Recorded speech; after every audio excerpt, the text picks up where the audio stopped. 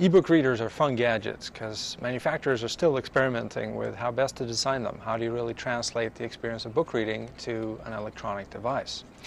Today I have here the Entourage Edge. It's an e-book reader that opens like a book. Pretty cool trick, right?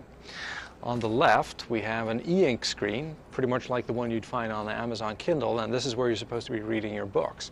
On the left there is a color touchscreen, which you can use for web browsing.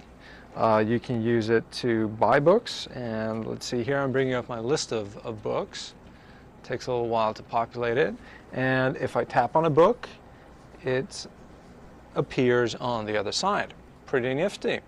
So because of the color touchscreen, it kind of has the functions of a laptop as well, so you can browse the web, do email, sort of some things like that.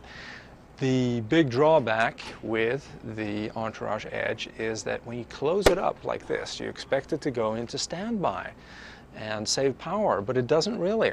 It keeps chugging along when you closed, and it drains its battery in about 10 hours. So a book that you need to charge every 10 hours isn't much good, is it? So the only way to get around this right now is to shut it down completely every time you're done reading and then boot it back up again. But that takes a minute and a half, and a book that takes a minute and a half to get you back to where you were reading isn't much good either. I mean, compare that to a paper book, which you can just flip open. So this is a big failing. Entourage says they're going to fix this with a software update in June, or at least improve battery life when it's closed. There are a couple of other downsides to this. It's heavy, it's a little expensive at $500, so it's not really a good competitor for the Kindle, much less probably for the Apple iPad coming out soon. Still an interesting experiment in how best to get the book into electronic form.